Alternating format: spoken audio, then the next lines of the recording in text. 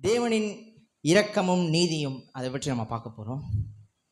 தேவனுடைய இரக்கத்தை பற்றியும் தேவனுடைய நீதியை பற்றியும் இன்றைக்கி நம்ம பார்க்க போகிறோம்.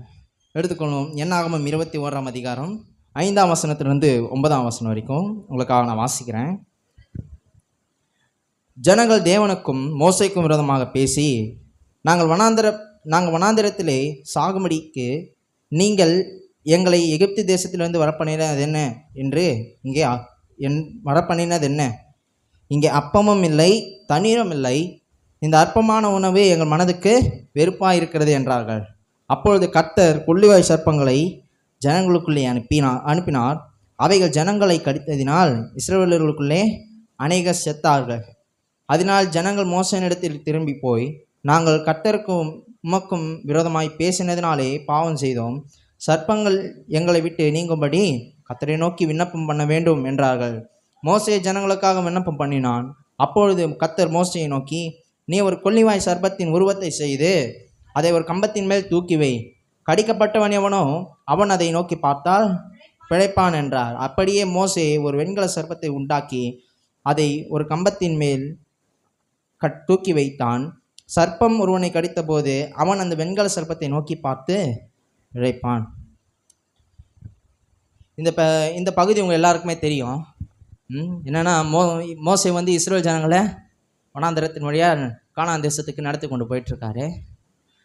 போகிற வழியிலேயே இந்த ஜனங்களுக்கு என்ன ஆகிடுது, என்ன இவ்வளோ தூரம் வந்துட்டோமே, இன்னும் நம்ம கிட்ட வரல, இருக்கிற சாப்பாடும் பற்ற மாட்டேங்குதுன்னு சொல்லிட்டு பொறுமையை இழந்து என்ன பண்ணுறாங்க, மோசைக்கு விரோதமாக தேவனுக்கு விரோதமாக பேசுகிறாங்க. அப்படி பேசும்போது என்ன ஆகுது, இங்கே தேவன் கொள்ளிவாய் சர்ப்பத்தை அவங்க மத்தியில் அனுப்புகிறாரு. அந்த கொள்ளிவாய் சர்ப்பம் கடிக்குது. கடித்ததுனால ஒரு சில பேர் இறந்து போயிடுறாங்க. நிறைய பேர் அங்கே இறந்து போயிடுறாங்க. இதை பார்த்துட்டு என்ன பண்ணுறாங்க இஸ்ரவேல் ஜனங்க, அவங்க குடும்பமாக தேவனுக்கு விரோதமாக பாவம் செஞ்சிட்டோம், எங்களுக்காக விண்ணப்பம் பண்ணிக்கோங்கன்னு சொல்லிட்டு மோசைக்கிட்ட கேட்கும்போது மோசையும் அதே போல் தேவனிடத்துல விண்ணப்பம் பண்ணுறாரு. அப்போ தேவன் சொல்கிறாரு, என்னது, இந்த மாதிரி ஒரு வெண்கல சர்ப்பத்தை செஞ்சு ஒரு கம்பத்து மேலே தூக்கி வை. கடிக்கப்பட்டவன் யாரெல்லாம் இருக்கானோ அவங்களாம் அதை பார்த்தா பிழைச்சிக்குவாங்க அப்படின்னு சொல்கிறாரு. மோசையும் அதே போல் செய்கிறாரு. பாருங்கள், அவங்களுக்கு இந்த விசுவாசம் இல்லை. இம்மட்டும் நடத்தினவர் இனியும் நடத்த வல்லவராக இருக்கிறாருன்ற விசுவாசம் இல்லை. அவங்கள இவ்வளோ தூரம் நடத்தி வந்த தேவனை இனியும் நடத்துவாருன்ற நம்பிக்கை அவங்களுக்குள்ள இல்லை. கொஞ்சம் யோசித்து பார்ப்போமே. 430 வருஷம் அடிமைகளாக இருக்கிறாங்க எகிப்து தேசத்தில். அடிமைகளாக இருந்து அங்கே தேவனிடத்தில் கூக்குரலிடுறாங்க, எங்களை காப்பாற்றும் தேவனன்ட்டு. தேவன் என்ன பண்ணுறாரு, மோசேன்ற ஒரு ஊழியக்காரனை அனுப்புகிறாரு. அனுப்பி அங்கேயும் சும்மா ஒன்றும் விடுதலையாக்க முடியல. அங்கே பார்வோன்கிட்ட போராட வேண்டியதாக இருக்குது. பார்வோன் மனது இன்னும் கடினப்பட்டு தான் போயிட்டுருக்குது. அங்கேருந்து அவங்கள விடுதலையாக்கணும். விடுதலையாக்கிறதுக்கு 10 வாதை. அந்த 10 வாதையிலேருந்து இஸ்ரவேலர்களை மட்டும் காப்பாற்றணும். சரி, விடுதலையாக்கி கொண்டு வந்த பிறகு வெளியே கொண்டு வந்தால் இங்கே என்ன பண்ணுறான், பார்வோன் அவங்க போகக்கூடாது, அவங்கள பிடிச்சி கூட்டுவான்னு சொல்லிட்டு சேனைகளை எல்லாரையும் அனுப்புகிறாங்க. எல்லாரையும் அனுப்புகிற போது இப்போ நடுவில் இஸ்ரேல் ஜனங்க செங்கடல்னு ஒரு பகுதியில் நிற்கிறாங்க. முன்னாடி பார்த்தா செங்கடல், பின்னாடி பார்த்தா பார்வோன் சேனை. முன்னாடி போனாலும் அழிஞ்சு போயிடுவோம், பின்னாடி போனாலும் அழிஞ்சு போயிடுவோன்னு அவங்களுக்கு தெரியுது பாருங்கள். ஆனால் அங்கே ஒரு அற்புதமான விதத்தில் தேவன் செங்கடலை பிறந்து அவளே அந்த வழியாய் கடக்க செய்கிறார். பார்வோன் சேனையை வீழ்த்துகிறார். அதுக்கப்புறம் பார்த்தீங்கன்னா நிறைய ராஜாக்கள் இவங்களுக்கு விரோதமாக வராங்க. என்ன எகிப்து தேசத்துலேருந்து கொஞ்சம் கூட்டமாக வந்துட்டு இவனுக்கு நம்மளே அழிச்சிடுவானுங்க அப்படின்னு சொல்லிட்டு ஒரு சில ராஜாக்கள் இவங்களுக்கு விரோதமாக கலகம் பண்ணுறாங்க, இவங்களுக்கு விரோதமாக வராங்க. அவர்களிடத்துலேருந்து தேவன் இவங்களை என்ன பண்ணுறாரு, விடுவிக்கிறாரு. வனாந்திரத்தில் பார்த்தீங்கன்னா அந்தளவுக்கு உணவு இருக்காது. வனாந்திரன்றது எதனாலனா, வாழ தகுதியற்ற இடத்த தான் நம்ம வனாந்திரன்னு சொல்லுவோம் இல்லையா? வனாந்திரத்தில் நமக்கு ஏசி இருக்காது, ஃபேன் இருக்காது, லைட் இருக்காது, எதுவுமே இருக்காது.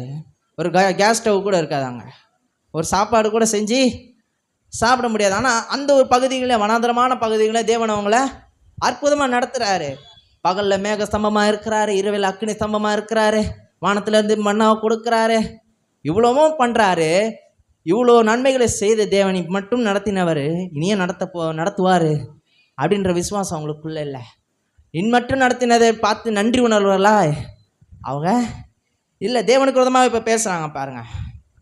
தேவனுக்கு விரோதமாகவே பேசி முறுமுறுக்கிறாங்க. ஏன் தேவன் இவங்களை தண்டித்தார்? அதை நீ பார்ப்போமே. ஏன் தேவன் இவங்களை தண்டித்தார்? இது சுருக்கமாக ஒரு 3 காரணங்களை நான் சொல்ல விரும்புகிறேன். ஏன்னா ஒன்று, அவங்க வந்து தேவனுக்கு விரோதமாக முறுமுறுத்தாங்க. தேவனுக்கு விரோதமாக முறுமுறுத்தாங்க, தேவனுக்கு விரோதமாக பேசுகிறாங்க. இன்றைக்கி நம்ம தேவனுக்கு விரோதமாக பேசும்போது நிறைய நேரத்தில் அதோட சீரியஸ்னஸ் நமக்கு தெரியுதில்ல. ஒரு சில பேர் நம்ம தேவனுக்கு விரோதமாகவே பேசுகிறோம். ஏன்னா இது தேவன் என் வாழ்க்கையில் எதுவுமே செய்யலையே, ஏன் இந்த கஷ்டத்தில் இருக்கிறேன். நமக்கு ஒரு சில பேருக்கு அது தெரியறதில்ல. அது தெரியாமலே நம்ம கேட்டுறோம். அதுக்கப்புறமா நம்ம என்ன பண்ணுறதில்ல, மனம் திரும்புதில்லை. ஆனால் இவங்களும் அதேமாரி தான் இருக்கிறாங்க. என்னது மற்றும் நடத்தின தேவன் வானத்திலேருந்து மன்னாவை கொடுத்தாரு, மேகஸ்தம்பத்தை தந்தார், அக்னி ஸ்தம்பத்தின் மூலமாக நம்மளை பாதுகாத்தாரு, சுற்றி இருக்கிற ராஜாக்கள் மத்தியிலலாம் நம்மளை என்ன பண்ணார், மேன்மைப்படுத்தி வச்சிருக்கிறாரு, காப்பாற்றிருக்கிறாரு. எல்லா இக்கட்டுகளில் இருந்தோம், எல்லா வியாதிகள் இருந்தோம், எல்லாத்தையும் பண்ண தேவன் இனிமேலும் நம்ம நடத்துவார்ன்ற ஒரு நம்பிக்கை இல்லாமல், விசுவாசம் இல்லாமல் என்ன பண்ணுறாங்க, தேவனுக்கு விரோதமாக முறுமுறுக்கிறாங்க. இந்த தேவனுக்கு விரோதமாக முறுமுறுப்பது என்பது தேவனை பொறுத்த வரைக்கும் ஒரு பாவம். பாருங்கள், நான் புதுசாக சொல்கிறேன்னு நினச்சிக்காதீங்க. தேவனுக்கு விரோதமாய் முறுமுறுப்பது இல்லைன்னா தேவனுக்கு விரோதமாய் பேசுவது பாவம். அங்கே 7ஆம் வசனத்தில் அப்படி தானே வாசிக்கிறோம் நம்ம. அதனால் ஜனங்கள் மோசடி இடத்துல போய் நாங்கள் கர்த்தருக்கு விரோதமாகவும் உமக்கு விரோதமாகவும் பேசினதினாலே பாவம் செஞ்சோம். அப்போ பேசுனதுனால தான் யாருக்கு விரோதமாக பேசுகிறாங்க? கர்த்தருக்கு விரோதமாக பேசுகிறாங்க, மோசைக்கு விரோதமாக பேசுகிறாங்க. அப்போ எதனால் பாவம் செய்கிறாங்க? தேவனுக்கு விரோதமாக பேசுறதுனால பாவம். அப்போ தேவனுக்கு பேசுகிறதே பாவம். நம்ம நினச்சிட்டு இருப்போம், கொள்ளை அடிக்கிறது பாவம், விபச்சாரம் பண்ணுறது பாவம், களவு செய்வது பாவம் அப்படின்ட்டு. இல்லை, தேவனுக்கு விரோதமாக பேசுகிறதே பெரிய பாவம் தான். தேவனுக்கு விரோதமாக பேசுறது, தேவன் ஒன்று சொன்னால் அவருக்கு நேரெதிராக ஒன்று சொல்கிறதே பாவம் தான். தேவன் உங்களை ஆசீர்வதிப்பான்னு சொன்னால், நான் எங்கே இந்த ஆண்டவரே நான் ஆசீர்வதிக்கப்பட போகிறேன், என் நிலமையே கடனில் இருக்குது, நானே நாளைக்கு ஒரு வேளை சொத்துக்கே எனக்கு வழி இல்லை அப்படின்னு சொன்னீங்கன்னா, இல்லை இல்லை, அப்போ நீங்கள் தேவனுடைய சித்தத்துக்கு விரோதமாக பேசுறீங்க, அதுவே ஒரு பாவமாகிடுது பாருங்கள். இப்போ தேவனுக்கு விரோதமாக பேசக்கூடாது, தேவனுக்கு விரோதமாக பேசிட்டாங்க, அதனால தான் தேவன் இவங்களை தண்டிக்கிறாரு. 2வது காரணம் என்னதுன்னா, அவங்க வெறுமையை பேசிகிட்டு இருக்கிறாங்க. தேவன் எல்லாவற்றையும் கொடுக்குறாரு, சாப்பிட்றதுக்கு நல்ல ஆகாரத்தை கொடுக்குறாரு. எனக்கு அப்போ மட்டும் சாப்பிட பிடிக்கல, மண்ணாவை சாப்பிட பிடிக்கலன்னு சொல்கிறாங்க. உடனே என்ன பண்ணுறாரு, காடையை கொண்டு வராரு, கறியை கொண்டு வராரு, எல்லாவற்றையும் கொண்டு வந்து இவங்களுக்கு கொடுக்குறாரு, பராமரிக்கிறாரு. ஆனால் இங்கே என்ன பண்ணுறாங்க, இல்லை அங்கே இந்த சாப்பாடு எங்களுக்கு வெறுமையாக இருக்குது, எங்களுக்கு பிடிக்கல, வேறு ஏதாவது எங்களை சாகடிக்கிறது தான் இங்கே வந்து வெறுமையை பேசுகிறாங்க பாருங்கள். தேவன் இந்த வெறுமையை வெறுக்கிறவர், தேவன் இந்த வெறுமையை வெறுக்கிறவர். ஆதியாகமம் 1ஆம் அதிகாரத்திலே பார்த்தீங்கன்னா அப்படி தான் இருக்கும் பாருங்கள். ஆதியாகமம் 1ஆம் அதிகாரம் 2ஆம் வசனத்துலேருந்து 3ஆம் வசனம் வரைக்கும் வாசிச்சிங்கன்னா, வாசிக்கிறேன். பூமியானது ஒழுங்கின்மையும் வெறுமையுமாக இருந்தது, ஆழத்தின் மேல் இருளில் இருந்தது, தேவ ஆவியானவர் ஜலத்தின் மேல் அசைவாடி கொண்டிருந்தார். 3ஆம் வசனம், தேவன் வெளிச்சம் உண்டாக கடவுது என்றார், வெளிச்சம் உண்டாயிட்டு. அப்போ பாருங்க, தேவன் இருக்கும்போதே வெறுமை இருந்திருக்குது, தேவன் இருக்கும்போதே இருள் இருந்தது, தேவன் இருக்கும்போதே ஒழுங்கின்மை இருக்குது. ஆனால் தேவன் என்ன பண்ணுறாரு, அதை எல்லாத்தையும் மாற்றுறாரு, வார்த்தை மூலமாக எல்லாவற்றையும் மாற்றுறாரு, வெறுமையை மாற்றுறாரு, இருளை நீக்குறாரு, வெளிச்சத்தை கொடுக்குறாரு, இதெல்லாம் பண்ணுறாரு பாருங்க. அப்போ தேவன் வெறுமையை விரும்பாதவர், ஒழுங்கின்மையை விரும்பாதவர். அப்போது இதெல்லாம் விரும்பாதனால தான் அது உருவாக்கியிருக்காரு இல்லையா. வெறுமையை விரும்பாதவனா அப்போ பூமியை நிரப்பி இருக்கிறாரு. அப்போ இவங்க என்ன பேசுகிறாங்க, வெறுமையை பேசிகிட்டு இருக்கிறாங்க. என்னது, ஒன்றுமே இல்லை, எல்லாம் கொடுத்தோம், என் வாழ்க்கையில் ஒன்றுமே இல்லை. இன்றைக்கி நம்மளும் ஒரு சில நேரத்தில் அப்படி யோசிப்போம் பாருங்கள். தேவன் எல்லாவற்றையும் செய்திருப்பாரு, எல்லா நன்மைகளையும் நம்ம கொடுத்துருப்பாரு, நமக்கு எதுவுமே இல்லை, ஏன் என் வாழ்க்கையில் மட்டும் இப்படி நடக்குது, நான் தேவனை தொழுது கொள்கிறேனே, தேவனை எப்போவுமே ஸ்தோத்தரிக்கிறேனே, ஏன் என் வாழ்க்கையில் எல்லாம் நடக்குது அப்படின்ட்டு என்ன பண்ணுறாங்க, நடத்தி வந்த தேவனை இனிமேலும் நடத்துவார்ன்ற நம்பிக்கை இல்லாமல் வெறுமையை பேசிட்டு இருக்கிறாங்க. அப்படிதான் இந்த இஸ்ரேல் ஜனங்களை பேசுறாங்க. அப்போ இவர்கள் தண்டிக்கப்படுவதற்கு இன்னொரு காரணமாக என்ன இருந்திருக்குது? அவங்க வெறுமையை பேசியிருக்கிறாங்க. முதல் காரணம் என்னது? அவங்க தேவனுக்கு விரோதமாக பேசுனாங்க, முன்முறுத்தாங்க. ரெண்டாவது என்னது? அவங்க வெறுமையை பேசுகிறாங்க. மூன்றாவது காரணம், அவங்களுக்கு பொறுமையே இல்லை. பாருங்க, இன்னைக்கு நிறைய பேருக்கு இருக்கிற பிரச்சனையே அதுதான், பொறுமையே இல்லை. அந்த 4ஆம் வசனத்தில் கடைசி பகுதியை வாசிக்கிறேன். வழி நிமித்தம் ஜனங்கள் மனமடிவாகி அப்படின்னு வருது. இந்த மனமடிவாகின்ற வார்த்தையை ஆங்கிலத்தில் நீங்கள் பார்த்தீங்கன்னா, ஆங்கில பைபிளில் நீங்கள் பார்த்தீங்கன்னா இம்பேஷண்ட் அப்படின்னு வரும். இம்பேஷண்ட்டாக ஒன்றும் இல்லை, பொறுமையே இல்லை. அவங்க போகிற வழியில் இன்னும் 4ஆம் தேசத்தை சுதந்திரிப்போம், தேவன் நம்மளை சுதந்திரிக்க வைப்பார் அப்படின்ற பொறுமையை இழந்து என்ன பண்ணுறாங்க? இவ்வளோ வார்த்தைகளை பேசுகிறாங்க, இவ்வளோ செயல்களை செய்கிறாங்க. அப்போது தேவன் இவங்களை தண்டிப்பதற்கு 3 காரணங்கள் இருக்குது. என்னது? இவங்க தண்டிக்கப்படுவதற்கு இவங்க செய்த 3 செயல்கள் என்னது? தேவனுக்கு விரோதமாக பேசுனாங்க, முறுமுறுத்தாங்க ஒன்று. அப்புறம் வெறுமையை பேசுனாங்க. வெறுமையை வெறுக்கிற தேவன் அவர்கிட்டே போயிட்டு வெறுமையை பேசிகிட்டு இருக்கிறாங்க. மூன்றாவது, அவர்கள் பொறுமை இல்லை. இன்னைக்கு நம்ம மத்தியில் கூட பொறுமை இல்லை. தேவன் நமக்கு ஆசீர்வாதத்தை தந்திருக்கிறார், வாக்குத்தத்தத்தை தந்திருக்கிறார். அது நிறைவேறதுக்கு ஒரு காலம் வரும். ஆனால் அந்த காலம் வரைக்கும் நம்ம என்ன பண்ணணும்? தேவனோட சமூகத்தில் பொறுமையாக காத்திருக்கணும், இல்லையா? இப்படி பொறுமையாக காத்திருந்தாதான் நமக்கு என்ன பண்ண முடியும்? கிடைக்க முடியும். அந்த பொறுமை நமக்குள்ள இல்லைன்னா நம்ம என்னதான் குட்டி வர நினைச்சாலும் நடக்காது. அப்போ இந்த பொறுமைன்றது ரொம்ப முக்கியம். அப்போ இவங்களுடைய தண்டனைக்கு என்ன காரணமாக இருக்குது? முறுமுறுக்கிறாங்க, வெறுமையை பேசுகிறாங்க, பொறுமையே இல்லை. அதனால தான் தேவன் என்ன பண்ணுறாரு? இவங்கள தண்டிக்கிறாரு. அப்படி தண்டித்தாலும் இவர் மீட்கிறார். அந்த 8ஆம் வசனம் 9ஆம் வசனத்தை இப்போ வாசிப்போமே. அப்பொழுது கர்த்தர் மோசையை நோக்கி, நீ ஒரு கொள்ளிவாய் சர்ப்பத்தின் உருவத்தை செய்து அதை ஒரு கம்பத்தின் மேல் தூக்கி வை. கடிக்கப்பட்டவன் எவனோ அவன் அதை நோக்கி பார்த்தால் பிழைப்பான் என்றார். அப்படியே மோசே ஒரு வெண்கல சர்ப்பத்தை உண்டாக்கி அதை ஒரு கம்பத்தின் மேல் தூக்கி வைத்தான். சர்ப்பம் ஒருவனை கடித்த போது அவன் அந்த வெண்கல சர்ப்பத்தை நோக்கி பார்த்து பிழைப்பான். அதை பாருங்க, இப்போ தண்டனை கொடுத்துட்டாரு தேவனே. உடனே என்ன பண்ணுறாரு? இங்கே அந்த அந்த ஆபத்துலேருந்து தப்பிக்கிறதுக்கான ஒரு வழியை ஏற்படுத்தி கொடுக்குறாரு. உங்களுக்கு ஒரு கேள்வி ஏற்படலாம், ஏன் தேவன் அவங்களுக்கு தண்டனையை கொடுத்துட்டு அதுலேருந்து தப்பிக்கிறதுக்கான ஒரு வழியை கொடுக்குறாரு? ஏன் தேவன் தண்டனையை கொடுத்துட்றாரு?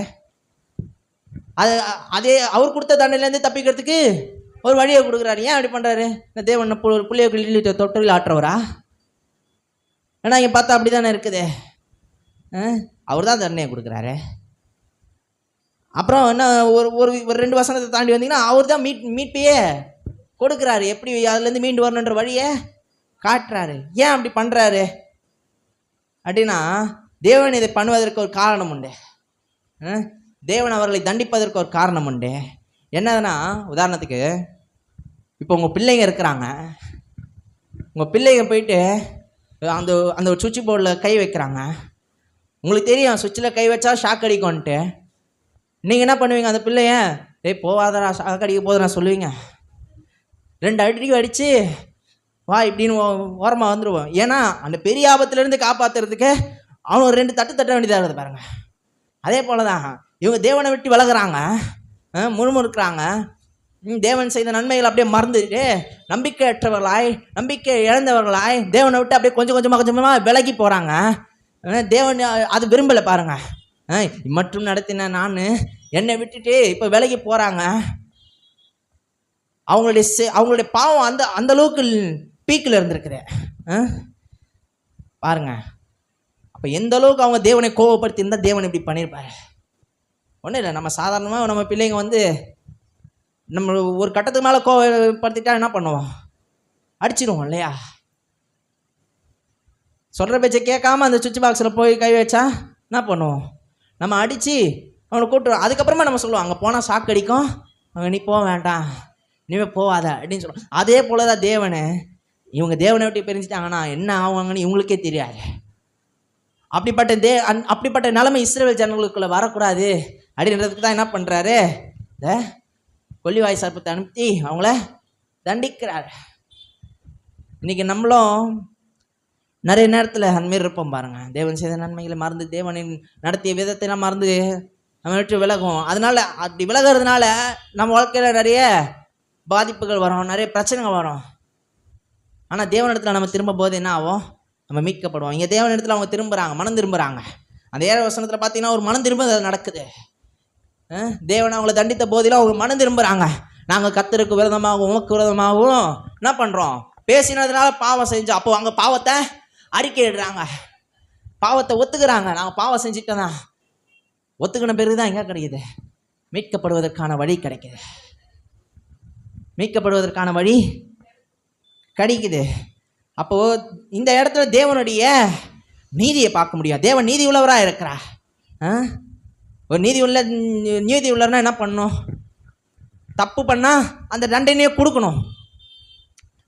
அதுதான் ஒரு நீதி. ஒரு கோர்ட்டில் கூட ஒரு ஜட்ஜி பார்த்தீங்கன்னா என்னதான் எவிடன்ஸ் இருந்தாலும் என்ன பண்ணுவாங்க, அவன் தப்பு பண்ணியிருக்கான்ற எவிடன்ஸ் இருக்குது, அதுக்கப்புறமா என்ன பண்ணுவாங்க, அவனுக்கு ஏற்ற தீர்ப்பை கொடுப்பாங்க. அவன் தவறு செய்திருந்தா அது ஆதாரப்பூர்வமாக நிரூபிக்கப்பட்டிருந்தா என்ன பண்ணுவாங்க, அந்த ஜட்ஜி என்ன பண்ணுவார், அதுக்கேற்ற தண்டனையை கொடுப்பாரு. அதே போல தான் தேவன் நீதி உள்ளவராக இருக்கிறார், அவர் நியாயாதிபதியாக இருக்கிறார். அப்போது இங்கே பாவம் நடக்குது, பாவம் செய்கிறாங்க. அப்போ என்ன ஆகுது, தேவனுக்கு அங்கே நியாயாதிபதியாக நீதி உள்ளவராக இருக்கிறபடியா இவர்களை தண்டிக்கிறார். அப்போ இதுலேருந்து நம்ம என்ன பார்க்க முடியும், தேவன் நீதி உள்ளவர், தேவன் நியாயாதிபதியாக இருக்கிறார், அவர் ஒருவரை மட்டுமே நியாயம் தீர்க்கிறவராக இருக்கிறார். அப்போ இதுலேருந்து தேவன் நீதி உள்ளவர் என்பதை நம்ம பார்க்க முடியும். அடுத்தபடியாக அந்த 8ஆம் வசனத்தில் 9ஆம் வசனத்திலே தேவன் மீட்கப்படுவதற்கான வழியை காட்டுகிறார். அது என்னத்தை காட்டுது அப்படின்னா, தேவன் இரக்கமுள்ளவராக இருக்கிறார் என்பதை காட்டுகிறது. என்னங்க இப்போ தான் தேவன் நீதி உள்ளவர் சொல்கிறீங்க, எப்படி இரக்கமுள்ளவர் சொல்கிறீங்க? அவர் எல்லாவுமா இருக்கிறார். தேவன் நீதி உள்ளவராக இருக்கிறார், இரக்கமுள்ளவராக இருக்கிறார், அவர் எல்லாமா இருக்கிறார். பாருங்க, அவர் நீதி உள்ளவர் தான், ரைட்டு. ஆனால் என்ன இருக்கிறாரு, இரக்கமுள்ளவராகவும் இருக்கிறாரு. அதனால தான் அவங்களுக்கு தப்பிப்பதற்கான வழியை காட்டுறாரு. என்ன வழியை காட்டுறாரு, அங்கே ஒரு மோசைகிட்ட சொல்கிறார், ஒரு வெண்கல சர்பத்தை செஞ்சு என்ன பண்ணு, ஒரு கம்பத்து மேலே தூக்கி வை, அது கடிக்கப்பட்டவனே அவனை அதை பார்த்தால் பிழைத்து கொள்வான். அப்போ அன்னைக்கு கடிக்கப்பட்டவங்களாம் மோசை செஞ்ச அந்த வெண்கல சர்பத்தை பார்த்து பிழைச்சாங்க. இன்றைக்கி நம்ம யாரை பார்க்கணும், நம்ம எடுத்துக்கொள்வோம். யோவான் 3ஆம் அதிகாரத்தில் எடுத்துக்கொள்வோம்.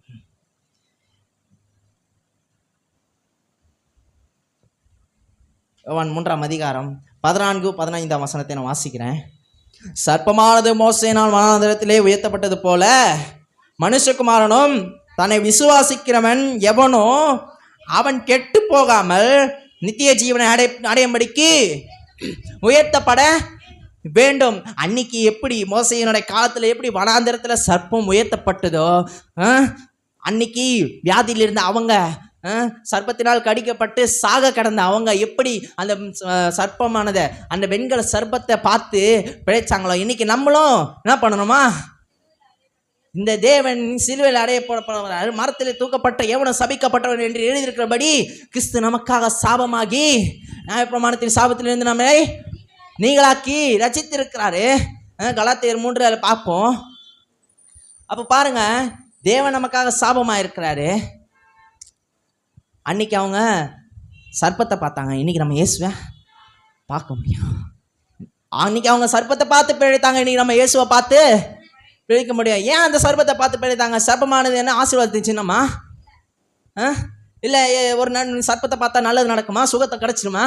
இல்லை, சர்ப்பம் என்பது அந்தளவுக்கு நல்ல ஒரு சின்னம் கிடையாது.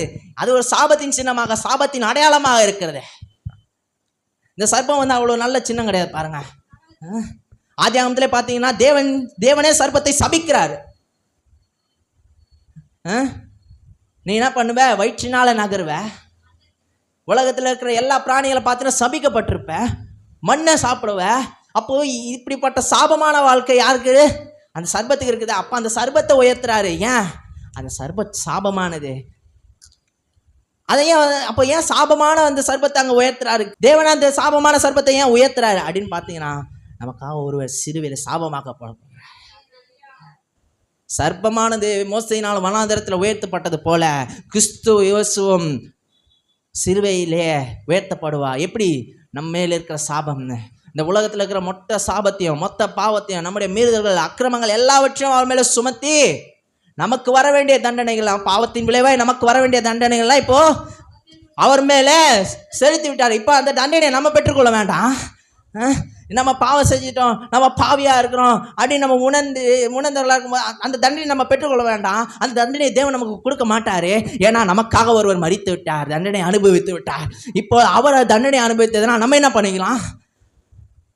தண்டனை அனுபவிக்க தேவையில்லை, தேவனுடைய இரக்கத்தை பெற்றுக்கொள்ள முடியும், தேவனுடைய மீட்பை பெற்றுக்கொள்ள முடியும். அப்போ இந்த பகுதியில் பாருங்கள், தேவனுடைய அன்பும் நமக்கு வெளிப்படுது. தேவன் இரக்கமுள்ளவராக இருக்கிறாரு, தேவன் நீதி உள்ளவராக இருக்கிறார். எப்படி? கல்வாரி சிலுவையிலே தன்னுடைய சொந்த மகனாகிய இயேசு கிறிஸ்துவை எல்லா பாவத்தினுடைய தண்டனையும், மனு உலகத்தினுடைய பாவத்தின் தண்டனை எல்லாவற்றையும் அவர் மேலே சுமத்தினாலே அவர் நீதி உள்ளவராக இருக்கிறார். நம்மை அந்த தேவன், அந்த இயேசு கிறிஸ்து பாவமாகி சாபமாகி மரித்தது நிமித்தம் நாம் தேவனுடைய பிள்ளைகளாய் மாறி இருக்கோம். தேவனுடைய பிள்ளைகளாக மாறின நமக்கு அவர் இரக்கமுள்ளவராக இருக்கிறார். அப்ப தேவன் இரக்கமுள்ளவராக இருக்கிறாரு, நீதி உள்ளவராயும் இருக்கிறாரு. அப்போ பார்த்தீங்கன்னா இந்த இஸ்ரேல் ஜனங்க முணுமுணுக்கிறாங்க. ஃபஸ்ட்டு தேவனுக்கு பேசுகிறாங்க, அடுத்து என்ன பண்ணுறாங்க? வெறுமையை பேசுகிறாங்க. அதுக்கடுத்து பொறுமையை இழந்தவர்களாக இருக்கிறாங்க. இதெல்லாம் பார்த்துட்டு தேவன் என்ன பண்ணுறாரு? ஒரு இமீடியட் ஆக்ஷன் எடுக்கிறாரு. குழந்தை ஆபத்தில் இருக்குதுன்னா, அந்த மின்சாரத்தில் போய் கை வைக்குதுன்னா நம்ம இமீடியட்டாக என்ன பண்ணுவோம்? உடனே போயிட்டு கூட்டிகிட்டு வந்துடுவோம். அவனை அடித்தோ இல்லை அதட்டியோ அப்படி கூட்டிகிட்டு வருவான். அந்தமாரி தான் இஸ்ரேல் ஜனங்க இன்னும் மோசமான நிலைமைக்கு போகக்கூடாது அப்படின்னு சொல்லி என்ன பண்ணுறாங்க? தேவன் என்ன பண்ணுறாரு? அவளை இம்மிடியட்டாக ஒரு ஆக்ஷன் எடுக்கிறாரு, இம்மிடியட்டாக ஒரு செயலை செய்கிற ஒரு தண்டனையை கொடுத்துட்றாரு. ஏன்? அது கொடுத்தாதான் அவன் என்ன பண்ண முடியும்? மனம் திரும்ப முடியும், திருப்பி வர முடியும், மீட்கப்பட முடியும். அப்போ நமக்கு அந்த தண்டனை இருக்குதா? நமக்கு அந்த தண்டனையை கொடுப்பாரா? இல்லை, நமக்காக ஒருத்தர் மரித்துட்டாரு. நம் பாவத்திற்காக, நம் சாபத்திற்காக, நம் நோய்களுக்காக, எல்லாவற்றிற்காகவும் அவர் சிலுவையிலே தண்டிக்கப்பட்டார். யார்? கல்வாரி சிலுவையிலே கர்த்தராகிய இயேசு கிறிஸ்து சிலுவையிலே தண்டிக்கப்பட்டது நிமித்தம் நான் இன்று விடுதலை ஆக்கப்பட முடியும். சாபத்திலிருந்து விடுதலை, பாவத்திலிருந்து விடுதலை, கட்டுகளிலிருந்து விடுதலை, பலவீனத்திலிருந்து விடுதலை, சுகவீனத்திலிருந்து விடுதலை, கடனிலிருந்து விடுதலை, கஷ்டத்திலிருந்து விடுதலை, எல்லாவற்றிலிருந்து எனக்கு விடுதலை கிடைக்க முடியும். ஏன்னா எல்லாவற்றையும் கல்வாரி சிலுவையில் அவர் செய்து முடித்தது நிமித்தம், எல்லாவற்றையும் கல்வாரி சிலுவையிலே அதற்கான தண்டனைகளே, அதற்கான விளைவுகளை தேவன் ஆண்டவராகிய இயேசு கிறிஸ்து சிலுவையிலே அது செய்த நிமித்தம் நான் இன்னைக்கு என்ன பண்ண முடியும்? ஆசீர்வாதம் வாழ்க்க முடியும். அவர் பாவமானதினாலே நான் நீதிமானாக்கப்பட்டிருக்கிறேன், அவர் சாபமானதினாலே நான் ஆசீர்வாதமாக்கப்பட்டிருக்கிறேன். இதெல்லாம் உணர்ந்துருக்கோம் பாருங்க. இவ்வளோ விஷயம் நடந்திருக்குது. அன்னைக்கு சர்ப்பத்தை பார்க்கும்போது அந்த சாபகமான சர்ப்ப சின்னத்தை பார்த்து இஸ்ரேல் ஜனங்க பிழைக்கிறாங்க. அந்த சர்ப்பமானது கிறிஸ்துவுக்கு நிழலோட்டமாக இருக்கிறது. கிறிஸ்து மரத்திலே தூக்கப்பட்டவர்களும் சபிக்கப்பட்டவர்கள் எழுந்திருக்கபடி கிறிஸ்து சபிக்கப்பட்டவராய் அங்கே மரத்திலே தொங்கப்பட போகிறார், சிலுவையில் அடையப்பட போகிறார் என்பதை அது ஒரு நிழலோட்டமாக காட்டுகிறது பழைய பாட்டில். இன்னைக்கு நம்ம இதுலேருந்து எதுனா கற்றுக்கணும். இதுலேருந்து நம்ம என்ன பார்க்கணும் அப்படின்னா, நம்ம ஒரு காரியத்தை உணர வேண்டியது இருக்குது பாருங்கள். இஸ்ரேல் ஜனங்க பண்ண மாதிரியே நானும் முணுமுறுக்கிறேன்னா, எத்தனையோ பேர் நம்ம வாழ்க்கையில் முணுமுறுக்கிறோம். நம்ம வாழ்க்கையில் எத்தனையோ முறை இந்த நன்மை எனக்கு நடக்கலை, தேவன் நல்லவரா இல்லையா, அப்படியேப்பட்ட ஆட்கள் இருக்கிறாங்க. தேவனுக்கு முணுமுறுக்கிறோமா? யோசிச்சு பார்ப்போம். அன்றாட வேலையில் யோசிச்சு பாருங்க. தேவனுக்கு பேசுகிறோமா? சத்தியம் ஒன்று சொல்லுது, வேதம் ஒன்று சொல்லுது, அதுக்கு நேரெதிராக ஒன்று சூழ்நிலைக்குது. அந்த சூழ்நிலையே நம்ம பேசிட்டு இருந்தோம்னா அப்போ நம்ம தேவனுக்கு விரோதமாக தான் பேசுகிறோம்.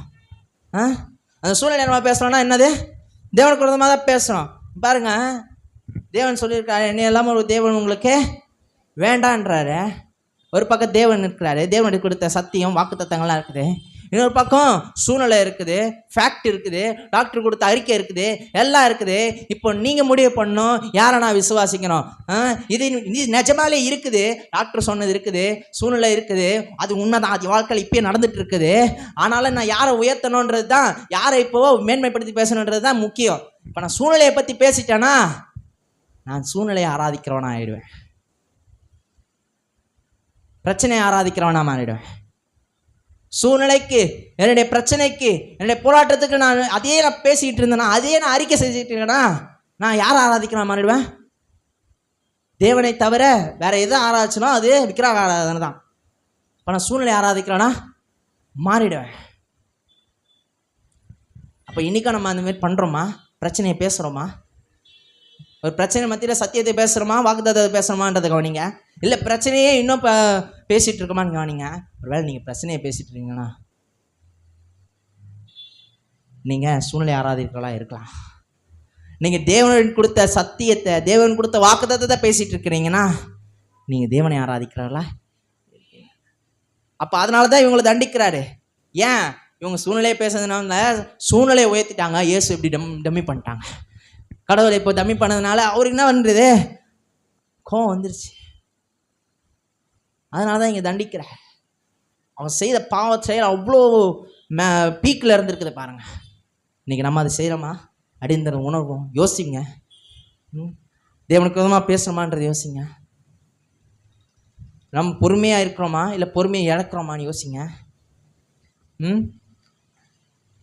நம்ம அந்த பிரச்சனையை பேசுகிறோமா இல்லை தேவனை உயர்த்துறோமான்றது யோசிங்க. அதான் யோசித்தாலே நமக்கு தெரிஞ்சிடும் நம்ம யாரை ஆராதிக்கணும், யாரை ஆராதிக்கக்கூடாதுன்ட்டு. அது தெரிஞ்சாலே முக்கால்வாசி பிரச்சனைக்கு தீர்வு கிடச்சிடும். அப்போ உங்கள் வாழ்க்கையில் பிரச்சனை இருக்காது, தோல்வி இருக்காது, எதுவுமே இருக்காது. பாருங்கள், ஏசு எனக்காக எல்லாத்தையும் செய்து முடித்து விட்டால் நான் ஏன் இன்றைக்கி பிரச்சனை அனுபவிக்கிறேன் கேட்குறாங்க நிறைய பேர். நீங்கள் யோசிங்க, ஏசு எல்லாத்தையும் செய்து முடிச்சுட்டாரு தான், ரைட்டு. அப்படியே பாவத்துக்காக மறுத்திட்டா, சாபத்துக்காக மறுத்திட்டா, நம்ம ஆசீர்வாதத்து பிள்ளைகளை மாறிட்டோம். நம்ம அதுக்கேற்றமே நடந்துக்கிறோமா? இஸ்ரவேலர்களையும் ஆசீர்வாதத்து பிள்ளைகளாக தான் தேவன் அழைத்தார், தெரிந்து கொண்டார். அவங்க அதுக்கேற்றமே நடந்துக்கிட்டாங்களா? இல்லையே. அதுக்கப்புறமா தண்டனை வருது. தண்டனை வந்த பிறகு என்ன ஆகுது? மனம் திரும்புகிறாங்க. அதுக்கப்புறமா ஒரு மீட்புக்கான வழி திறக்கப்படுது. இன்றைக்கி நமக்கு தண்டனை இல்லை, ஏன்னா நமக்காக கிறிஸ்து மரித்து விட்டார். அவர் மரித்ததுனால தண்டனை இல்லை. ஆனால் நம்ம மனம் திரும்பணும். ஒரு வேளை நம்ம பாவமான காரியத்துக்கு, ஒரு வேளை நான் சூழ்நிலையை உயர்த்தி பேசிகிட்டு இருப்பேனா கேளுங்க, ஆண்டவரே என்னை மன்னிங்க. ஒரு வேளை நான் சூழ்நிலையை உயர்த்தி இருப்பேனாடா, உண்மையை நான் மட்டுப்படுத்திட்டு சூழ்நிலையை உயர்த்தி பேசிகிட்டு இருப்பேனா, அந்த தேவனை என்னை மன்னிங்கன்னு பேசுங்க. நீங்கள் மனம் திரும்புங்க. ஒரு வேளை தேவனுக்கு விரோதமாகவே நான் பேசியிருந்தேன் நீங்கள் நினைக்கிறீங்கன்னா நீங்கள் கேளுங்க, தேவனை என்னை மன்னிங்க. உனக்கு விதமாக பேசினதுனால நான் பாவம் செஞ்சிட்டேன். தேவனுக்கு விதமாக பேசுனதுனாலே பாவம் செஞ்சதுன்னு அவங்க சொல்கிறாங்க இல்லையா? அப்போ தேவனுக்கு விதமாக பேசுறதே ஒரு பாவம் தான் இல்லையா? இப்போ தேவனுக்கு விதமாக பேசியிருந்தா உடனே அது மன்னிப்பு கேளுங்க, உடனே மனம் திரும்புங்க. இந்த பகுதியில் தேவனுடைய இரக்கத்தையே பார்க்க முடியும், தேவனுடைய நீதியை பார்க்க முடியும், எல்லாவற்றுக்கும் மேலாக தேவனுடைய வல்லமையை இங்கே பார்க்க முடியும், தேவனுடைய விடுவிக்கும் வல்லமையை இங்கே பார்க்க முடியும். என்னதான் உங்களுக்கு பிரச்சனை இருந்தாலும், என்னதான் உங்களுக்கு வியாதி இருந்தாலும், என்னதான் உங்களுக்கு கட்டு இருந்தாலும், அந்த கட்டுலேருந்து விடுதலையாக்கக்கூடிய வல்லமை அவருக்கு உண்டு. இங்கே தேவனுடைய வல்லமையை பார்க்க முடியும். எல்லாவற்றுக்கும் மேலாக அவர் இரக்கம் உள்ளவராக இருக்கிறார், அவர் நீதி உள்ளவராக இருக்கிறார் என்பதை பார்க்க முடியும். இன்னைக்கு நீங்களும் நானும் செய்ய வேண்டியது என்னது? அவருக்குமா பேசியிருந்தீங்கன்னா உணருங்க, மனம் திரும்புங்க, கண்களை மூடுவோம். ஓ தேவனே, இதோ உம்முடைய சமூகத்திலே நாங்கள் இருக்கிறோம் அப்பா. உம்முடைய வார்த்தைகளை கேட்டவர்களாக, நீ சொல்லி இந்த வார்த்தையில நாங்கள் கவனிக்கிறவர்களாக இருக்கிறோம். இதோ நாங்கள் எங்கள் வாழ்க்கையில் இதுவரையிலே எங்கள் பிரச்சனைகளையோ, எங்கள் போராட்டங்களையோ, இல்லை எங்களுடைய சூழ்நிலைகளையோ நாங்கள் பேசியிருக்கிறோம் என்றால், நாங்கள் சூழ்நிலை மூலமாக உமக்கு பாவம் செய்தோமானால், சூழ்நிலையை ஆராதித்திருந்தோமானால் எங்களை தயவாக மன்னிங்கப்பா. நாங்கள் மனம் திரும்புகிறோம். நாங்கள் சூழ்நிலையை உயர்த்தி உண்மை தம்பி பண்ணிட்டு அப்படி இருந்தோம்னா நாங்கள் சூழ்நிலை ஆராய்க்கிறவர்களாக, விக்கிரகத்தை ஆராதிக்கிறவர்களாக மாறிடுறோமே. எங்களை மன்னிங்க. அப்படி நான் செய்திருந்தா எங்களை மன்னிங்க. கேளுங்க, அவரிடத்துல மன்னிப்பு கேளுங்க. உமக்கு விதமாக பேசியிருந்தா என்னை மன்னிங்க அப்பா. உமக்கு விதமாக நான் ஏதாவது பாவங்களை செய்திருந்தா என் வார்த்தையினாலோ இல்லை என் செயலினாலோ ஏதோ ஒரு விதத்தில் என்ன விதத்தில் நான் பாவம் செய்திருந்தாலும் என்னை மன்னிங்க. நான் என்னை உம்மிடத்தில் ஜீவபலியாக ஒப்பு கொடுக்கிறேன். நீ என்னை மன்னிக்கிறவராக இருக்கிறேன். ஏன்னா நீ இரக்கமுள்ளவராக இருக்கிறேன், நீ நீதி உள்ளவராக இருக்கிறேன். அதனால என்னுடைய பாவங்களுக்காக கிறிஸ்துவை தண்டித்தீர்.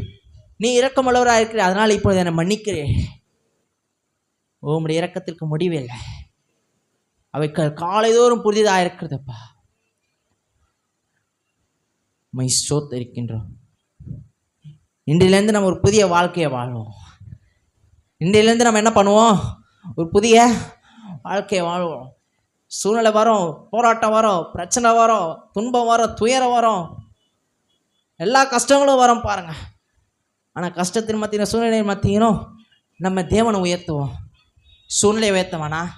சூழ்நிலையை உயர்த்தி நம்ம விக்கிரக ஆராதனையில் போய் மாட்டிக்க வேணாம். நம்ம ஒரு சிலையை வழங்குறது தான், ஒரு கல்லை வணங்குறது தான் விக்கிரக ஆராதனை நினச்சிட்டு இருக்கோம். இல்லை, தேவனை வைக்க வேண்டிய இடத்துல வைக்காம தேவனை தவிர வேற ஒரு காரியத்துக்கு நீங்கள் முக்கியத்துவம் கொடுப்பீங்கன்னா அது ஒரு விக்கிரக ஆராதனை தான். மனம் திரும்பினவர்களா அவரிடத்துல திரும்புங்க, அவரிடத்துல மன்னிப்பு கேளுங்க. தேவன் உங்களை மன்னிக்க இரக்கமுள்ளவராக இருக்கிறார். தொடர்ந்து இந்த தேவன் வல்லமையுள்ளவராக இருக்கிறான்னு பார்க்குறோம். உங்கள் வாழ்க்கையில் சாபமாக இருக்குதா? வியாதி இருக்குதா? வியாதி ஒரு சாபம். கடன் இருக்குதா? கடன் ஒரு சாபம். கட்டுகள் இருக்குதா? கட்டுகளில் ஒரு சாபம். சுகம் இல்லையா? பலவீனமா? எல்லாமே சாபத்தினோட கேட்டகரியில் வருது பாருங்க. அதுலேருந்து விடுதலை ஆகணும்னா தேவனிடத்தில் மனம் திரும்புங்க, தேவனிடத்தில் ஒப்புரவாகுங்க. நீங்கள் அதை பண்ணிட்டீங்கன்னா மற்றது எல்லாமே சரியாயிடும். ஏன்னா உங்களுக்காக தண்டனை ஒருத்தர் அனுபவிச்சிட்டாரு. இப்போ நீங்கள் மன்னிப்பை பெற்றுக்கொள்வது, மீட்பை பெற்றுக்கொள்வது மட்டும்தான் பாக்கி இருக்குது இல்லையா? இனிமேல் நம்ம அந்த இஸ்ரவேல் செய்த பாவத்தை, இஸ்ரவேல் செய்த தவறை நம்ம வாழ்க்கையில செய்ய வேண்டாம். முழுவதுமாக தேவனுக்கு ஒப்பு கொடுப்போம், முழுவதுமாக அவரிடத்துல மனம் திரும்புவோம். கர்த்தர் இந்த வார்த்தைகளை ஆசீர்வதிப்பாராக. ஆமென்.